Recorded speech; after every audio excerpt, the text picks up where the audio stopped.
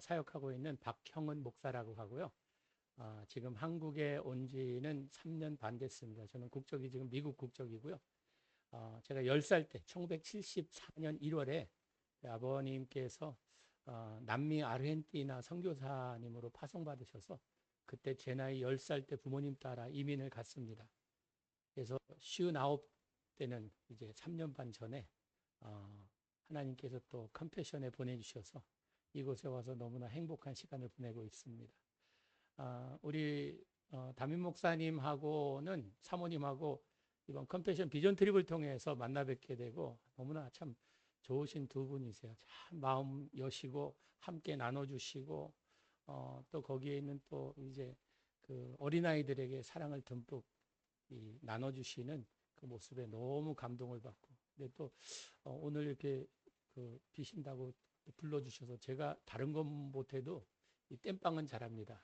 이렇게 목사님 어디 가시고 그럴 때 계실 때 이제 가서 설교해드리는 그런 경우가 가끔 있는데 오늘 여러분과 말씀을 통해 함께 은혜 받고자 합니다.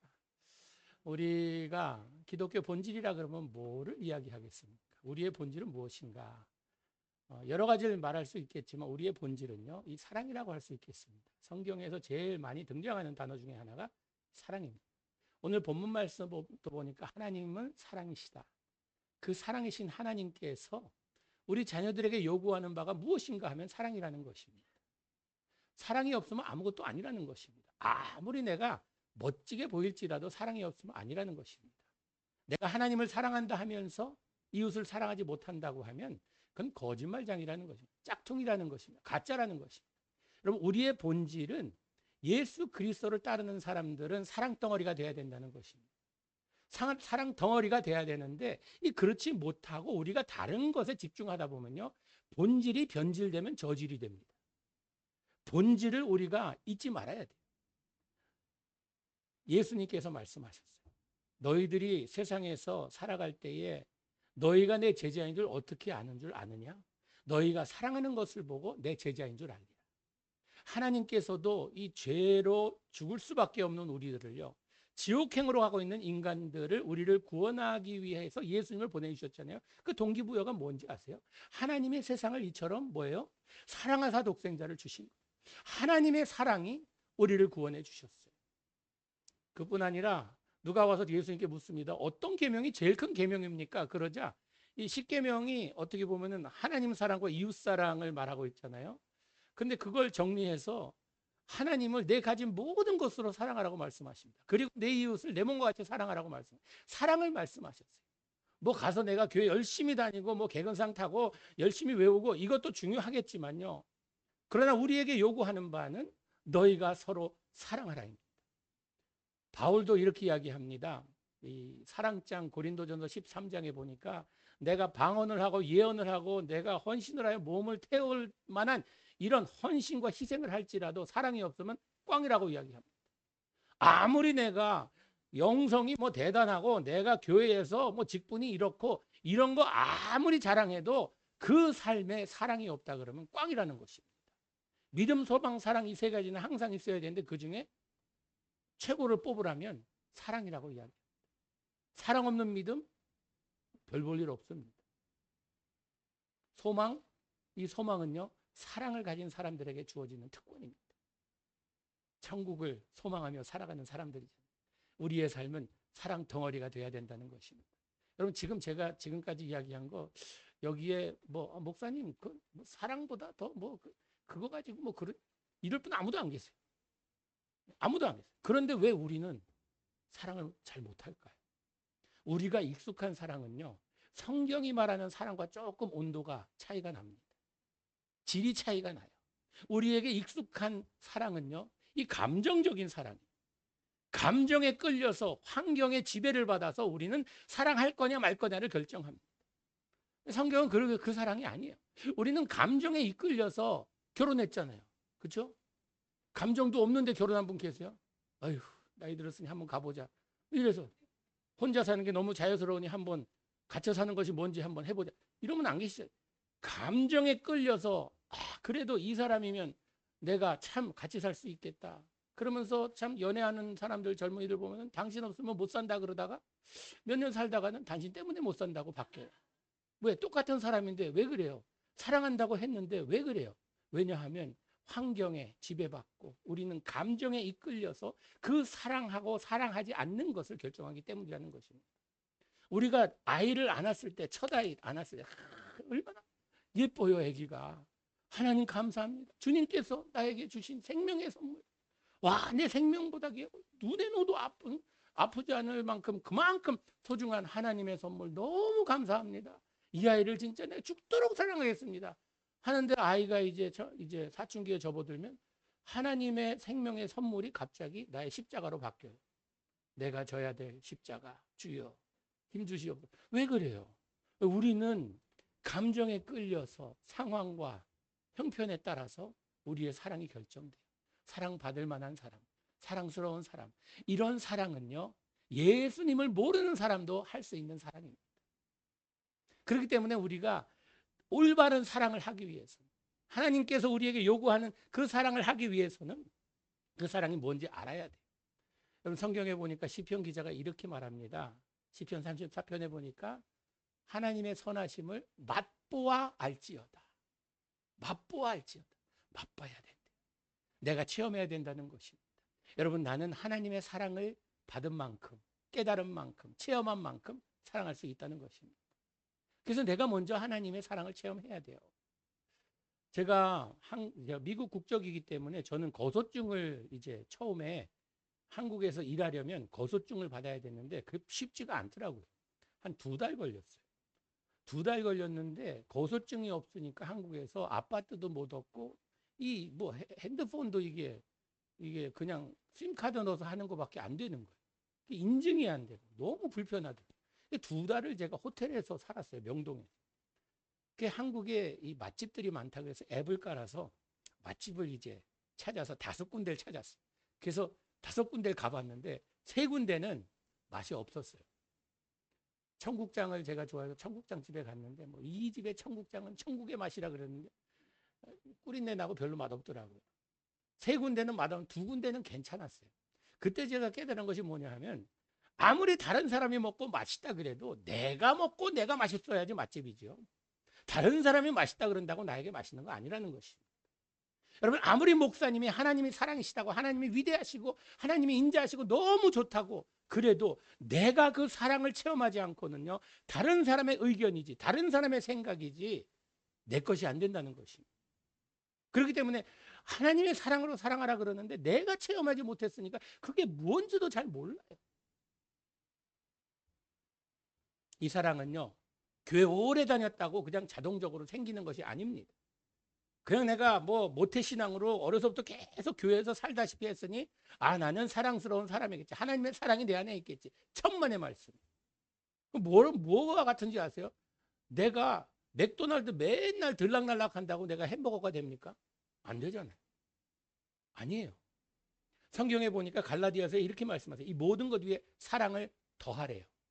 이 더하라는 말이 어떤 의미인가 하면요. put on이라는 영어의 표현을 씁니다. 옷을 입을 때 put on이라 그냥 사랑 이 모든 것에 사랑을 입으라는 것입니다. 의도적인 이런 삶에 결단이 있어야 된다는 것이죠. 그냥 저절로 이루어지는 것이 아니라 내가 예수 그리스도의 사랑을 가지고 주위에 있는 사람들을 사랑하리라라는 이런 결단이 있어야 된다는 것이죠. 여러분 사랑도 받아본 사람이 사랑할 줄 안다. 저희 집에 아이가 좀 많습니다. 아이가 6이에요. 3남 3녀. 근데 내 아이는 엄마 배 타고 왔고요. 5째, 6째는 비행기 타고 하나님께서 보내주셨어요. 입양 딸 2이 있습니다. 5째, 6째. 5째가 이제 21개월 때 저희 집에 왔어요. 여러분 왜 성경에서 고아와 과부를 불쌍히 여기라 그랬는가? 고아들을 왜 불쌍히 여기라 그랬는가? 한국의 이 보육원에 가면요. 요즘 잘 먹고 잘 입습니다. 근데 왜 그들이 불쌍할까? 사랑을 모릅니다. 어려서부터 사랑을 받지 못한 이런 아이들이 사랑 결핍증에 걸린 아이들입니다. 우리 5째가 21개월 때 저희 집에 왔어요. 그런데 엄마 아빠가 이제 사랑한다고 안아주면요 장작개비 앉는 것 같아요. 반응이 없어요. 뻣뻣하게 이루고 있어요. 보통 애들을 안으면 그냥 같이 앉습니다. 근데 얘는 반응이 없는 거예요. 얘가 왜 이러지? 안 켜본 적이 없는 거예요. 사랑한다는 말을 들어본 적이 없는 거예요. 얘는 사랑이 뭔지 모르는 거예요. 계속해서 사랑한다. 여러분, 우리가 하나님의 사랑을 제대로 맛보지 못하면요, 어려운 상황에 처할 때 하나님이 날 버리셨나? 얘는 뭘 잘못하면요, 이걸 숨기려고 거짓말까지 해요. 왜 그런가? 걸리면 또 버림받을까 봐. 자기 생모에게도 버림받았고, 이 아이는요, 보육원에서도 버림받았다 생각하는 거예요. 그 어린 나이에 자기가 익숙한 것이 보육원이었는데 갑자기 누가 와서 이제 엄마 아빠 한다고 데려가는 거예요. 자기가 익숙한 것에 자기의 아무런 의견을 묻지 않고 데려가니까 보육원에서도 버림받았다 생각하는 거예요. 사회복지 직원이 이야기하더라고요. 이 아이는 벌써 2번 버림받았다는 이런 생각을 하고 있는 아이라고. 근데 여기서도 또 버림받을까 봐 뭐 잘못하면 거짓말해서 이걸 넘어가려고 보면서 얘가 왜 이러지? 사랑을 맛보지도 못했고 경험하지도 못했고. 여러분, 우리가 하나님의 사랑을 제대로 맛보지 못하고 경험하지 못하면요, 조금만 어려워지면 하나님이 나를 버렸나 보다. 하나님의 사랑이 날 떠났나 보다. 저 사람을 나보다 더 사랑하시나 보다. 이런 마음을 갖게 해요. 하나님의 사랑은 이 세상에 어떠한 능력도 끊을 수 없다고 주님께서 말씀하세요. 한 번 맺은 주님께서 우리의 손을 붙잡으시면요, 내가 아무리 뿌리치려고 해도 하나님은 놓지 않겠다고 약속하십니다.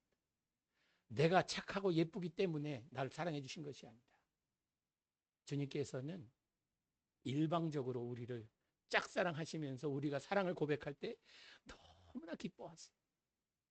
그 사랑을 키워가기를 원하세요. 그렇다고 하면 그 사랑이 어떠한 사랑인가, 하나님의 사랑이 어떠한 사랑인가를 2가지만 여러분과 오늘 나누도록 하겠습니다. 보니까 담임 목사님 설교 시간이 이게 저 유튜브에 들어가서 보니까 한 40분, 45분 하시더라고요. 예, 그 정도면 되겠습니까? 아니면 좀 더 짧게 할까요? 예, 목사님들끼리 하는 얘기가 있습니다. 설교는 짧게 할지니 다음번에 또 초청을 받으리요. 예, 이제 너무 길게 하면 다음은. 하나님의 사랑은요, 첫째로 용서하는 사랑입니다. 용서하는 사랑. 하나님이 우리의 죄를 용서해 주셨는데 어떻게 용서해 주셨는가? 우리가 용서받을 일을 했기 때문에 용서받은 것이 아닙니다. 우리가 예쁘게 굴었기 때문에 주님께서 이제는 됐다 해서 용서해 주신 것이 아닙니다. 성경에 이렇게 기록되어 있습니다. 우리가 아직 죄인 되었을 때에 예수님께서 십자가에 달려 돌아가심으로 주님의 사랑을 우리에게 입증하셨어요. 아직 죄인 되었을 때, 아직도 옳고 그름을 구별하지 못할 때에, 내가 뭘 잘못했는지 제대로 알지도 못할 때 주님께서 나를 위해 십자가에 달려 돌아가셨다는 것입니다. 여러분, 우리는 그렇기 때문에 그리스도의 사랑이 내 안에 있다고 하면요, 계속 우리는 용서하며 살아야 돼요. 용서는 사랑의 어떻게 보면 기본입니다. 용서해야만 사랑할 수 있어요. 결혼해서 사랑한다고 결혼했는데 둘이 뭐 성격 차이도 있고 뭐가 그냥 삐걱삐걱하면 잘 안 맞아요. 그러면 자꾸 쌓여요. 한이 쌓이고 분노가 쌓이고 막 그래요. 그럼 뭐 해야 돼요? 용서해야 다시 사랑할 수 있어요. 용서하지 않고는 사랑할 수 없어요. 하나님께서 우리의 죄를 고백하면 우리의 죄를 어떻게 해주신다고? 주홍같이 붉을지라도 눈같이 희게 해주시다고 말씀하세요. 우리는 받은 사랑으로 용서하며 살아야 돼요. 용서하며. 용서는 놀라운 능력이 있습니다.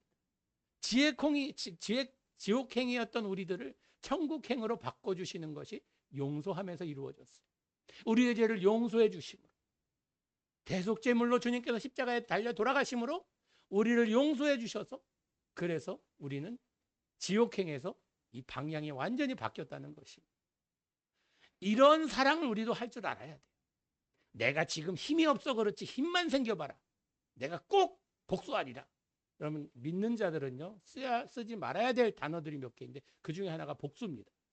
복수. 육적으로 복수 차면 병원에서 위험하다 그러죠. 영적으로도 마찬가지. 영적으로 복수로 가득하면요, 영혼이 죽습니다. 우리는 영어로 이제 그 용서해 준다를 forgive라고도 하지만 release라고도 해요. 풀어준다, 놔준다. 예수님께서 우리에게 용서하라고 명령하세요. 누구를 위해서 용서하라 그러세요? 우리를 위해서. 용서 안 하면요, 우린 지옥 삶을 살아요. 참, 저 사람은 잘 살고 있는데 나타나기만 하면 뭐 여기에 피가 거꾸로 솟고 막 이래요. 용서해야 돼요. 용서할 때 놀라운 어떤 상황이 일어나냐면요, 주님께서 우리를 용서하심으로 하나님과 우리의 관계를 재정립하셨어요. 그런 것처럼 우리가 용서할 때 관계가 다시 회복됩니다. 저 목사 아들로 자라면서 참 아버지에 대한 이 원망이 컸어요. 아버님이 이 성경대로 양육하신다고 매를 아끼지 않으셨어요. 그래서 어려서 기억에는 매 맞은 기억밖에 없어요. 저에게는 연년생 형님이 계시고 5년 아래 여동생이 있는데 형님은 이제 굉장히 좀 내성적이에요. 그래서 한 번 맞으면요, 몇 주 동안 말도 안 하고 밥도 안 먹고. 아버님이 좀 때리는 걸 부담스러워 하셨어요. 근데 여동생은 또 너무 어리고 또 여자애고 그러니까 제가 본보기로 맞았습니다. 하여튼 뭐 이제 잊어버릴만 하면 또 맞고요. 왜냐하면 아버지가 저 때리는 걸 별로 그렇게 부담스러워 안 하신 게 후유증이 없었어요. 저는 그냥 맞아도 조금 있으면 또 뭐 일저지르고 또 일저지르고 이러니까. 근데 가만 지금 생각해 보면요, 제가 맞을 짓을 했어요. 청주에서 8살까지 살았는데 한 번은 이제 다람쥐가 나타나서 형이 잡을 거 뭐 갖고 오래요. 가만 뭘로 잡아야 될까 보니까 헌금 주머니가 제일 좋더라고요. 옛날엔 거기 막대기까지 달렸어요. 막 잠자리채처럼 막대기 달려갖고 이렇게 하고 그래서 그게 그래서 막 본당에 뛰어들어가서 그 2개를 갖고 나왔어요. 갖고 나와서 막 다람쥐 쫓다가 아버지한테 걸린 거예요. 아, 그날 제가 예수님 만나는 줄 알았어요. 와, 뭐 그런 짓도 하고 한 번은 또 저기 아버님이 세례 주는 게 너무 멋있어 보이는 거예요. 내가 성부와 성자와 하는데 이게 뭐 누구한테 세례 줄 사람이 없잖아요. 그래서 동네 강아지 있는데 데려다가 물 갖다 놓고 내가 성부하다가 걸렸어요. 그래갖고 그날도 그냥 무지 맞고, 예. 거룩한 옛날 저희 아버님 세대는요, 그 장난 놀았다가요 뭐 지옥 간다 그래갖고 막 무지 맞았어요. 그래서 그러면서 아버님을 제가 뵙기 원하면 일저지르면 아버님을 맞으러 들어가는 거예요. 맞으러. 그리고 아버님이 저희랑 놀아준 기억이 전혀 없어요. 아버지 역할을 거의 안 하셨어요. 그러면서 이렇게 쭉 자랐죠. 그 아버님 하면은 나 때리는 사람, 아버님 하면은 무서운 사람, 아버님 하면은 아버님 역할을 안 하는 사람. 아버님 은퇴하시고 칠순이 되셨는데 형님이 잔치 차려드리지. 속으로는 왜? 아버지 역할을 했어야 뭐 잔치를 차려드리든지 하지. 아버지 역할도 안 했으면서 뭐 우리가 뭐 자녀 돌이 뭐 할 게 뭐 있나? 뭐 그런 마음인데 또 형이 하자고 막 그러니까 또 그러고 어떻게 안 해요. 그때 저도 목사였는데. 그래서 하자고 그래서 했어요. 잔치 잘 차려드리고 친구분들 다 왔다 가시고 저희 가족만 남았는데 가족들 다 부르는 거예요. 모이라고 잠깐. 그러더니 아버님이 할 얘기가 있다고. 아버님이 40년 넘게 목회하시면서 하나님 앞에 정직하게 참 충성되이 섬기느라고 몸부림치면서 거기에 대한 후회는 없다. 그런데 한 가지 내가 지금까지 살면서 후회되는 일이 있구나. 너희들에게 좋은 아버지가 못 돼줘서 너무 미안하구나. 그러시는 거예요. 미안하다. 그 한마디에 저는 그 아버지를 쳐다보고 있다가 쳐다보지 못했어요. 고개가 숙여지더니 눈물이 그냥 뚝뚝 떨어지는 거예요. 이게 무슨 눈물이지? 무슨 눈물이지? 지금까지 여기 꽉 맥혀 있는 듯한 이것이 뻥 뚫리는 듯한 그런 기분이 들면서 아버님의 그 한마디에 저도 그렇고 형도 그렇고 보니까 형도 벌써 뭐 눈물 흘리며 있더라고. 내가 너희들에게 좋은 아버지가 못 돼줘서 미안하다. 그 한마디. 용서의 능력이 이런 거구나. 우리가 하나님께 용서를 구할 때에 하나님께서는 벌써 다 지우고 우리 관계에 너무나 베푸야 우리는. 이렇게 말씀하시다. 여러분 우리가 용서를 구하며 용서를 해주며 살아야죠. 목사님은 내 삶을 잘 모르셔서 그래요. 내가 당한 걸 아신다면 그렇게 쉽게 말씀 못하세요. 당연하죠. 쉽게 얘기할 수 없죠. 그러나 예수님께서 우리에게 말씀하세요. 능력 주시는 자 안에서 내가 모든 것을 할 수 있다. 용서까지도. 그 능력 주시는 자 안에 한번 들어가 보세요. 주변에서 맴돌지 마시고요. 그냥 가까이 주님 따라가겠습니다. 그러지 마시고요. 내가 너희 안에 너희가 내 안에 있으면 너희가 많은 열매를 맺는다. 주님 안에 있어야 능력이 나타나는 것입니다. 난 평생 주님 따랐는데 왜 그 능력이 나타나지 않는 것이지? 왜냐하면요. 그냥 거리를 두고 따랐기 때문입니다. 그리스도 안에 있으면 새로운 피조물이라. 이전 것은 지나갔으니 보라 새 것이 되었도다. 하나님께서는 우리의 삶을 새로운 삶으로 매일매일 만들어가기 원하세요. 주님 앞에 우리가 우리의 죄를 용서를 구하듯이 우리가 주위에 있는 사람들에게 용서를 구하고 또 용서할 사람 용서해주고 풀어줘야지 내가 자유롭습니다. 내가 편해요. 저 사람 저쪽에서 오면 뭐 우리말의 표현에 그런 게 있죠. 내 눈에 흙이 들어갈지라도 뭐 이런 말 있죠. 하나님 흙 집어넣습니다 진짜. 그래 한번 흙 맞아. 흙 이게 뭐 죽을 때까지 안 용서하겠다는 이 말이죠. 우리는 주님 가르치신 기도할 때 우리가 우리의 죄를 용서받은 것처럼 우리도 용서하게 해달라고 기도하는 거. 무슨 말입니까? 내가 용서 안 하면 나도 용서해 주지 말라는 말이에요. 이 주님 가르치신 기도가 무시무시한 기도입니다. 내가 용서 안 하면 나도 용서해 주지 말라는 그런 기도예요. 한번 보세요. 오늘 보니까 마지막에 이제 주기도문 찬양이 있는데 바로 그거예요. 내가 용서한 만큼 다 용서해 주세요. 이 말이에요. 영어로 보면 Forgive us our sins, just as I forgive sinners. 내가 다른 죄인들을 용서한 것처럼 나를 용서해 달라는 것입니다. 다시 말하자면 내가 용서를 안 하고 산다고 하면요. 나도 용서받을 자격이 없다는 것입니다. 그래서 우리는 용서하며 살아야 돼요. 용서에 놀라운 능력이 있습니다. 저 사람이 나한테 와서 사과하면 아니요. 사과 안 해도요. 내 쪽에서 용서하세요. 풀어주세요. 저는 그렇게 뭐 원수가 많지 않습니다. 성격이 둥글둥글해서요. 근데 제 대학교 때 제가 진짜 좋아하는 자매를 중간에서 싹 앗아간 아주 못된 놈이 있었어요. 이름이 켄이었어요. 켄. 영어에 켄. 그래서 저는 깡통이라고 불렀어요. 그래서 저 녀석 내가 좋아하는 자매를 그랬는데 뭐 얼마 있다가 또 헤어진 거예요. 그럴 거면서 하면 더 화가 나는 거예요.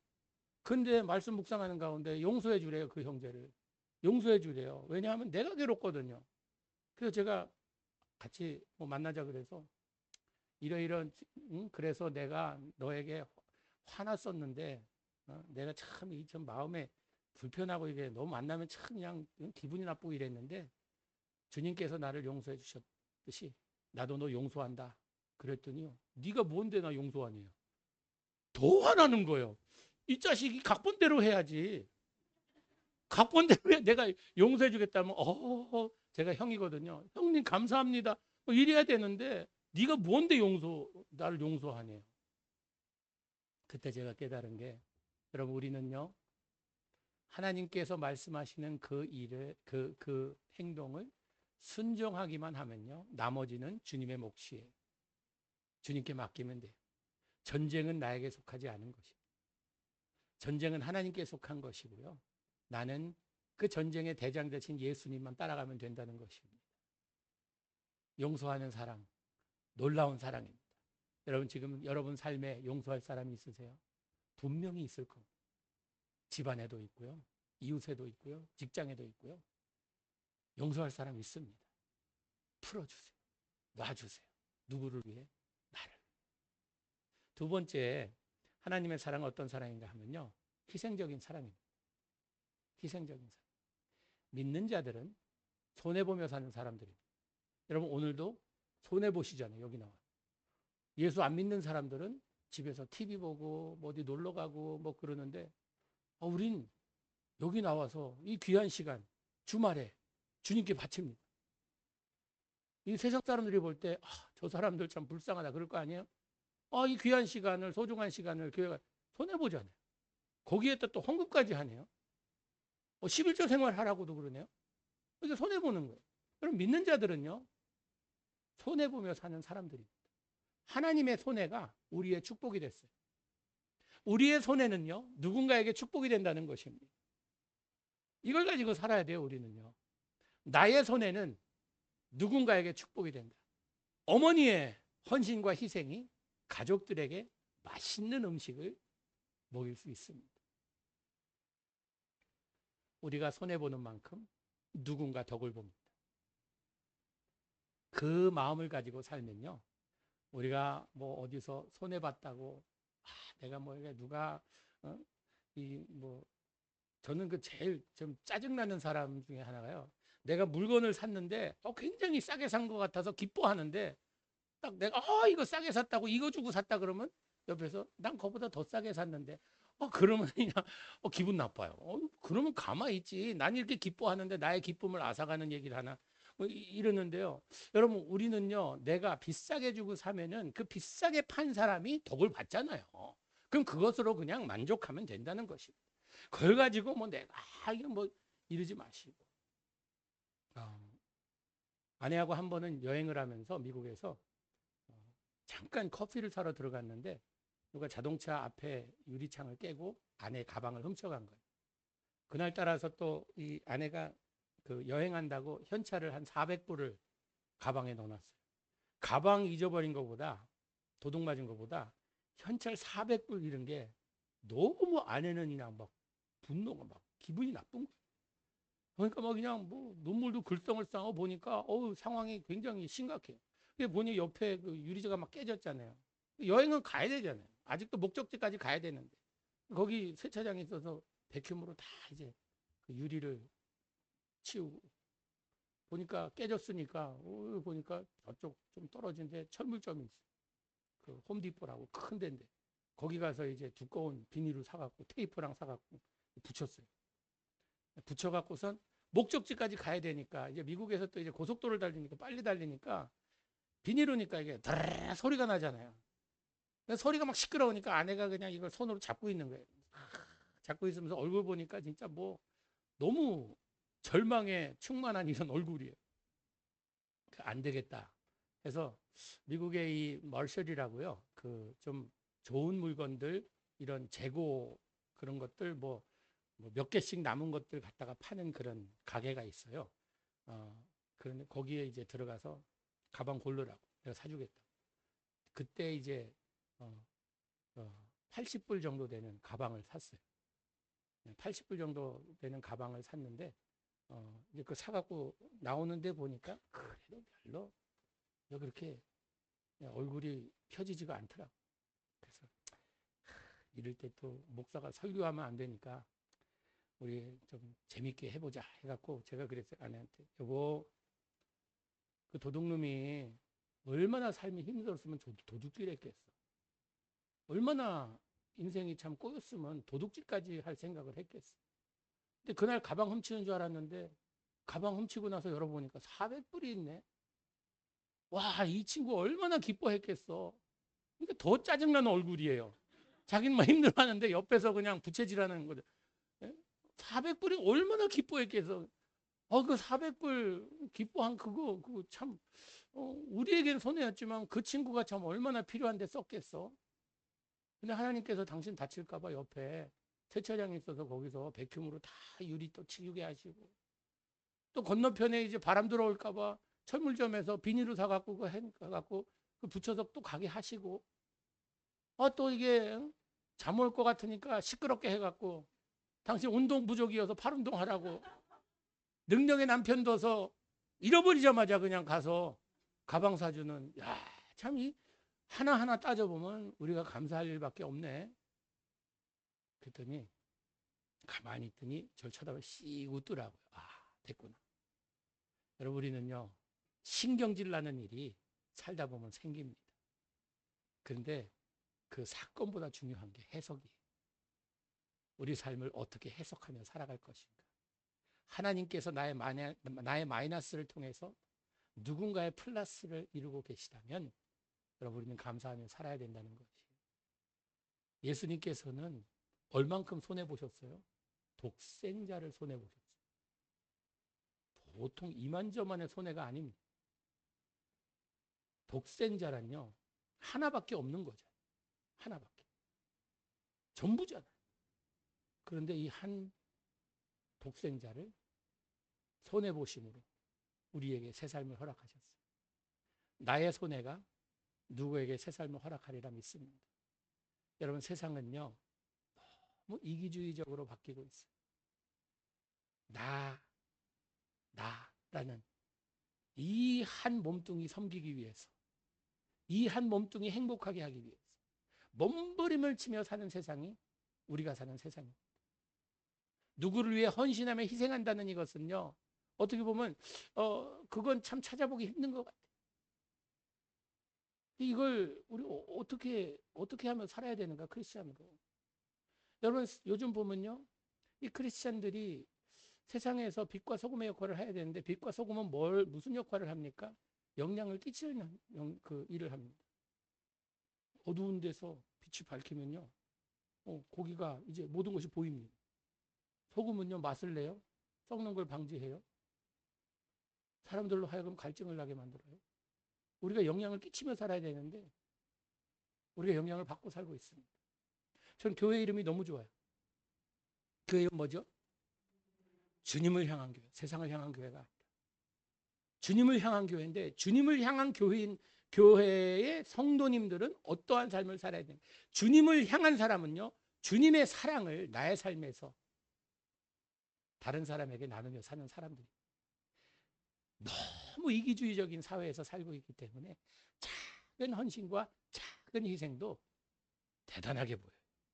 사랑 결핍증에 걸린 사람들이기 때문에, 다들 자기만을 위해 사는 사람들이기 때문에 누구에게서 받은 작은 사랑과 작은 정성이 있다고 하면 그게 위대하게 보이는 것이에요. 제가 명동에서 2달 있었다 그랬잖아요. 명동 그 식당들이 좀 가격이 세더라고요. 그래서 좀 착한 가격이 없나 둘러봤더니 거기서 한 15분만 걸어가면 남대문 시장이 있잖아요. 남대문 시장에 가니까 이 먹자골목 2군데가 있어요. 갈치골목 있고 칼국수 골목 있어요. 저는 칼치 별로 안 좋아하니까 칼국수 골목에 딱 가서 들여다보면요, 이 골목이에요. 진짜 골목이고 플라스틱 의자가 쫙 있고 물이 나오는지 안 나오는지도 모르겠는데, 어디서 물이 나오는지 굉장히 더러워 보여요. 그런데 맛은 더럽게 맛있어요. 진짜 거기. 그리고 가격이 너무 착해요. 그때 지금은 9,000원인데 그때 8,000원이었어요. 3가지를 줘요. 냉면과 보리밥과 칼국수를 줘요. 자주 갔어요. 근데 한번 갔는데 어느 외국인 2명이 앉아 있는 거예요. 남자 여자. 거기서 먹고 있는 거예요. 그 옆에 앉아서 이야기 걸었죠. 어디서 왔냐 그랬더니 독일에서 왔대. 어떻게 왔냐 그랬더니 지난주에 결혼하고 신혼여행을 한국으로 왔대. 그럼 어떻게 여기 칼국수 골목을 어떻게 알고 왔냐 그랬더니 호텔이 가까이 있어서 지나가다 보니까, 이렇게 들여다보니까 흥미로워서 들어와서 먹었는데 칼국수가 너무 맛있대요. 이거 무슨 소스를 했는지 모르는데 왜 이렇게 맛있냐고, 너무 맛있다고 이 얘기 저에게 막 나누다가 주인 아주머니한테 그랬어요. 아주머니, 이분들 얼마어치 먹었냐 그랬더니 18,000원어치 먹었대요. 제가 내겠다 그랬더니 저분은, 아저씨 이분들 아니에요. 그래서 그분도 나보다 나이 많아 보이는데 저한테 아저씨래요. 기분 나쁘게. 모른다고. 오늘 처음 만났다 그랬더니 자기가 몇십 년 장사하면서 모르는 사람 돈 내주는 거 처음 봤대요. 와, 아저씨 돈 많나 봐요. 그래요. 하나 돈 많은 사람 아니라고. 이분들이 한국에 대한 좋은 이런 경험을 하게 해주기 위해서 내가 작은 거 베푸는 거라고. 와 그러는 거야. 이 두 분한테 내가 돈 냈으니까 한국 즐기라고. 자기들 돈 있대요. 안다고 돈 있는 거. 그런데 한국에서 좋은 경험하기를 원한다고. 그랬더니 저한테 그런 거예요. 한국 사람이 다 너같네요. 그래서 나같이 아는 사람, 안 좋은 사람 만나면 오늘 기억하고 용서해 주라.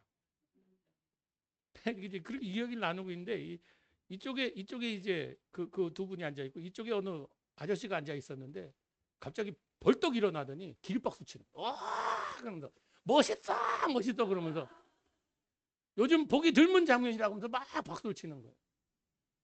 그때 제가 깨달은 게 야, 진짜 사랑이 메마른 세상에 살고 있고 18,000원에 4명이 감동을 받더라. 이런 세상에 우리가 살고 있어요. 여러분 우리는 예수 그리스도의 자녀로서 세상에 살아가는 우리들이 하나님의 비밀 첩보원이 되면 안 돼요.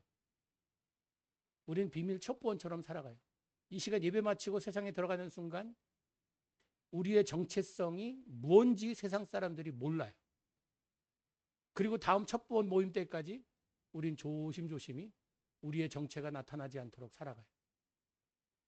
그랬다 다음 주일날 모여서 우리 첩보원들 일주일 동안 힘들었지 어려웠지 이래요. 여러분 세상에 나아가서 우리가 하나님의 자녀들로 살아가는 모습이 어때야 되는가? 세상을 정죄하면서 세상에 잘못된 것만 지적하면서 이것이 아니라 그리스도의 사랑으로 사람은 사랑받을 때 변화받습니다. 사랑만이 사람을 변화시켜요. 그래서 사람이 사랑하게 되면요 안 하던 짓도 하잖아요. 그렇죠? 그래요. 저희가 왜 하나의 입양하고 또 입양했는지 아세요? 이 아이가 21개월 때 와서 그렇게 뻣뻣하게 그렇게 그러던 아이가요. 계속 사랑한다 그러고 아껴주고 또 참 그렇게 해주다 보니까요. 조금씩 바뀌는 거예요. 사랑받으니까 바뀌기 시작하더라고요. 8살이 됐어요. 얘가. 8살이 됐는데 8살 때 저희 감사절 날 아이들이 돌아가면서 이제 자기가 감사한 일 이야기하라 그러는데 우리 막내 5째 차례가 왔어요. 자기 감사한 게 2가지가 있대. 하나는 세상에 많은 가정이 있는데 하나님이 나를 이 가정에 보내줘서 너무 감사하대. 감동 아니에요? 와! 그러더니 2번째 감사한 건 세상에 많은 엄마 아빠들이 있는데 엄마 아빠가 내 엄마 아빠 돼줘서 너무 감사하다. 그 얘기 딱 듣는 순간 막 눈물이 나는. 그 아내 쳐다보면서 또 하자. 그래갖고 6째 한 거예요. 사랑받는 아이가 변하는 걸 보니까 놀랍더라고요. 세상을 변화시킬 것은 하나님의 사랑뿐입니다. 그래서 하나님이 사랑을 그렇게 외치시며 주장하시는 거예요. 우리가 세상에 나가서 예수 천당 불신 지옥 막 외치고 그건 자꾸 이상하게 보잖아요. 요즘 전도하기 힘들다 그러잖아요. 맨입으로 전도하려니까 힘든 거예요. 좀 대접도 하세요. 손해도 보세요. 그러면서 한번 예수 그리스도의 사랑을 전해보세요. 예수님께서 분명히 말씀하셨습니다. 너희가 사랑하는 것을 보고 너희가 내 제자인 줄 알리라. 우린 좀 사랑 덩어리가 됐으면 좋겠어요. 어디 가든지 그냥 쿡 찌르면 사랑맨 사랑woman이 되도록 그래서 우리가 사랑 덩어리가 돼서요. 무서운 사람 되지 마세요. 절대 믿는 자들은 무서운 사람 되면 안 돼요. 왜 무서운 사람이 돼요? 우리가 하나님을 무서워하면요. 우리는 이 참 불행한 삶을 살게 돼요. 우리가 하나님을 경외함. 하나님이 하나님이시기 때문에 우리가 앞에서 까불면 안 되지만요. 그러나 우리가 하나님을 두려워서 순종할 거냐. 하나님이 상 준다 그러니까 우리가 순종할 거냐. 아니면 사랑하기 때문에 순종할 것이냐. 질이 다릅니다. 상을 기대하며 순종하는 사람들은요. 한참마다 상이 없으면요. 이 보상심리라 그러죠. 내가 하나님께 이만큼 했는데 겨우 나에게 이것밖에 안 주시냐 그러고 하나님 버립니다. 하나님 두려워하는 이게 무서워서 하는 사람들은요. 항상 공포 가운데 이거 하면은 또 벌 받지 않을까? 벼랑 받지 않을까? 뭐가 조금만 안 좋은 일 일어나면 오, 하나님께서 또 이걸 나 벌하는 것이 아닐까? 우리 하나님 그런 하나님 아니십니다. 우리를 사랑하시는데 지금도 아낌없이 사랑하세요. 그 사랑을 여러분 알았으면 좋겠어요. 우리를 변화시킬 것은 하나님의 사랑밖에 없습니다. 여러분, 바울이 성령에 대해서 이야기하면서 성령의 열매는 하고 첫 번째가 뭐였어요? 사랑이었어요. 성령을 받은 사람은요, 어디에서 나타나는가? 방언도 할 수 있겠죠. 뭐 오늘 은사를 다 달라고 우리가 찬양도 부르고 했잖아요. 그런데 그 어느 은사보다 소중한 것이요, 사랑이라는 것입니다. 그럼 이 사랑은요, 그냥 주님 때가 되면 아니요, 의도적이어야 돼요. 아까 말씀드렸듯이 옷을 입듯이 우리가 하나하나씩 해 나가야 돼요.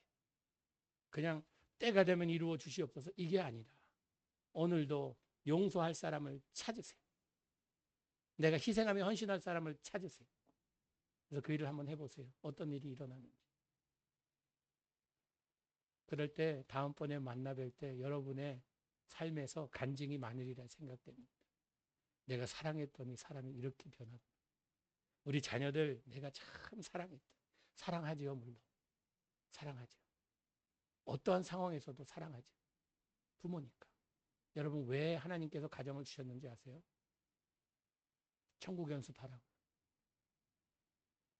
남자와 여자가 하나 돼요. 하나 돼요. 삼위일체가 하나됨을 체험하라고.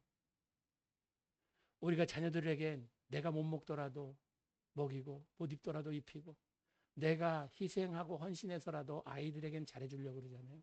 왜 그러셨는지 아세요? 연습하라고, 가정에서. 그게 힘들고 어려울지라도 연습하라고. 때로는 돌아오는 게 별로 없어요. 여러분 자녀들, 우리가 한국 부모님들 얼마나 많은 정성을 들여서 투자합니까? 근데 제가 말씀드리는데 투자가치 제일 없는 것이 자녀들이에요. 투자하면 돌아오는 게 있어야 되잖아요. 투자한 만큼이라도. 근데 나는 투자를 100 했는데 하나 돌아오면 많이 돌아오고. 자녀들은요, 하나님께서 청지기로서 우리에게 맡겨주신 선물입니다. 이 이야기만 하고 마치도록 하겠습니다. 아내는요, 결혼하기 전부터 저에게 약속을 해달라 그랬습니다. 나랑 앞으로 결혼하려면 2가지 약속해달라. 하나는 우리 아이들이 몇 명이건 상관없이 우린 입양해야 된다. 2번째는 우리 삶 가운데 언젠진 모르지만 어렵고 불쌍하고 헐벗은 아이들을 위해서 우리가 삶을 드리자. 그래서 뭐 그때야 저는 급했으니까, 예, 내가 노했다가는 놓칠 것 같으니까, 그 참 좋은 생각이지. 주님께서 기뻐하실 생각이지. 그러면서 다 오케이 했어요. 근데 우리 아이 넷을 낳았거든요. 입양 얘기 없어질 줄 알았어요. 근데 아내가 입양 얘기를 꺼내는 거예요. 이제 넷째가 한 4살 반 5살 되니까 여보 우리 입양해야지 그러는 거예요. 양가 부모님들도 미쳤냐고. 애도 없는 것도 아니고 또 입양하려고 그러냐고. 뭐 전 약속했으니까. 근데 저에게 몇 가지 걱정거리가 있었어요. 하나는 미국에서 입양하려면 한국에서 입양할 때 그때 첫째 입양할 때는 거의 한 3만 5천 불이 한 4,500만 원 들었어요. 근데 450만 원도 은행 구자에 없는데 뭐 돈도 없는데 어떻게 하냐고. 그랬더니 아내가 하는 말이 미국에서 자동차 필요하면은 대출받아 사지 않냐고. 아니 대출받아서 우리 입양하면 되지 않냐고. 대출받자고 그래갖고 할 말이 없더라고요. 확실히 하나님께서 여자는 업그레이드 시켜서 만든 게 확실해요. 내가 생각지 못한 걸 생각해내더라고. 대출받아서 하죠, 입양을. 뭐 그랬는데 그 다음이 더 큰 참 이게 마음의 부담이었어요. 지금 우리가 난 아이, 내 아이가 있는데 얘를 똑같이 사랑할 수 있을까? 똑같이 사랑할 수 있을까? 자신이 없는 거예요. 이 내 아이는요, 발로 차도 그냥, 그러고 다 돌아와요, 다시. 집이니까, 아빠니까, 부모니까. 그런 거예요. 그런데, 이 입양, 어떻게 보면 남의 데려다 키운다는 그런 개념인데, 이거 어떡하지? 이게 마음에 확신이 안 생기는 거예요. 사랑할 수 있다는 확신이. 계속 기도하는 가운데 아내에게 말은 못하고 그냥 하자고 했으니까 그냥 하는데 계속 기도하면서 하나님이 어떻게 이걸 해결해야 됩니까 하는데 하루는 아침에 이제 청지기에 대한 말씀을 묵상하는데 성령님께서 제 마음에 그런 마음을 주시는 거예요. 형은아, 내 지금 가지고 있는 모든 물질 누구 거냐? 여러분 없는 사람들은 하나님 거라 그러기 쉬워요. 예, 별로 없으니까 다 주님 것이죠. 지금이라도 다 걷어가셔도 뭐 별로 되지도 않으니까 다 주님 거죠. 내 시간 누구 거냐? 당연히 주님 것이죠. 내 자녀 누구 거냐? 근데 딱 그게 막히는 거예요. 맨날 내 새끼 했는데 내 거 같기도 하고 아닌 것 같기도 하고 그때 성령께서 제 이 머리에 그때 제가 영어 목회를 하고 있었어요. 이제 2세, 3세들 그 회중 영어로 이제 사역하고 있었는데 2세들이요, 3세들이 애를 무지 많이 납니다. 저희 가정에 넷을 나니까요. 저희 교인 중에 넷 난 가정이 7가정이었어요. 목사님 나는 거 보니까 많이 낳겠다 했는데 근데 아이들을 데리고 첫 주일날 데리고 나올 때 항상 앞에 나와서 제가 안고 기도해 줍니다. 그러면서 그 기도문이 이랬어요. 하나님 감사합니다. 이 가정에 생명의 선물 주셔. 하나님께 속한 이 자녀 하나님께서 이 가정에 맡겨주셨으니 청지기로서 저들이 참 하나님 것인 것으로 알고 소중히 여겨 잘 양육하게 해달라. 지혜와 총명을 주셔서 분별력을 주셔서 이 아이를 잘 양육하게 해달라.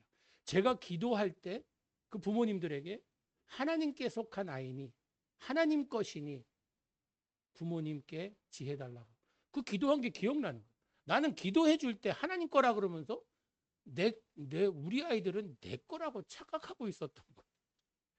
하나님 거구나.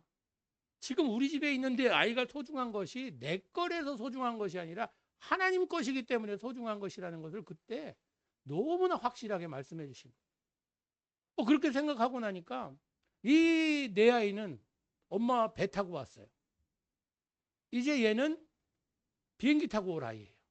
하나님의 택배 방법만 틀리지 하나님께서 우리 가정에 보내주신 아이라는 것입니다. 그러니까 와 아무 문제가 없더라고요. 저는 지금 우리 다섯째, 여섯째 두 딸 너무 이쁘고 사랑스럽고 우리 지금 제가 한국에 혼자 나와 있습니다. 우리 막내 때문에. 막내는요, 여섯째는 6살 때 저희 집에 왔어요. 그러니까 벌써 이 보육원에서 기관에서 자라면서 좀 안 좋은 이런 그런 일들을 많이 겪으면서 마음이 많이 닫혀 있었어요.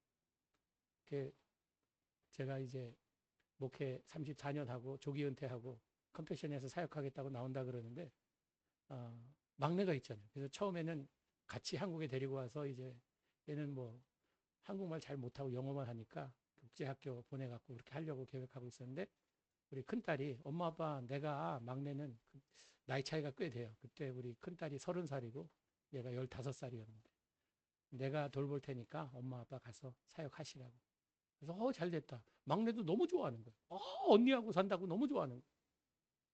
그렇게 다 계획하고 짐을 다 싸갖고선 저 뉴욕 있는 그쪽에서 LA 있는 데까지 다 운전해갖고 짐도 다 갖고 갔는데 한국에 들어오기 2주 전에 막내가 언니들한테 엄마 아빠가 자기 버리는 것 같다고 그런 얘기를 하고 그 한마디에 버리는 것 같다는 그 한마디에 안 되겠다. 얘는 버림의 아픔이 있는 아이잖아. 그래서 제가 버림받았어요. 제가 버림받아서 혼자 오게 됐어요. 처음에는요. 얘가 너무 미웠어요. 너무 미웠어요. 아니 지금 내 나이에 내가 필요한 건 딱 3가지거든요. 아내와 와이프와 부인이에요. 그런데 하나도 없어요. 제가. 하나도 없어요. 그래서 뭐 너무 미운 거예요. 근데 하나님께서 또 그런 마음을 주시는 거예요. 형은아, 사랑은 희생하는 것이란다. 헌신하는 것이란다. 우리 막내를 위해서 내가 희생할 수만 있다면 그것이 나에게 기회가 주어진다. 그래서 아내가 남아 있었어요. 제가 왔다 갔다 하면서 그냥 시간 보내고 이러면서 근데 얘가 작년에 대학을 들어갔거든요. 그 아내한테 앉더니 아주 심각한 얼굴을 하더니 고맙다. 자기를 위해서 아빠가 희생하고 엄마가 희생한 것. 자기 너무 고맙다. 그러면서 얘가 너무 공부도 열심히 하고 이번에 아내가 한 2달 한국에 나왔다 들어갔는데 2달 나온 동안에 오빠하고 이렇게 좀 그렇게 친하게 지내지 않았거든. 근데 나와 있는 동안에 오빠랑 같이 식사하면서 대화를 나누면서 너무 또 관계가 좋아지고 사랑이 이렇게 멋진 것이고 때로는 우리가 손해본다 생각하지만 그 손해가 아니에요. 하나님께서 우리의 마이너스를 어딘가에서는 플러스로 만들고 계시다는 것입니다. 이런 멋진 삶 사시는 여러분 되시기를 주님의 이름으로 축복합니다. 잠깐 기도하겠습니다.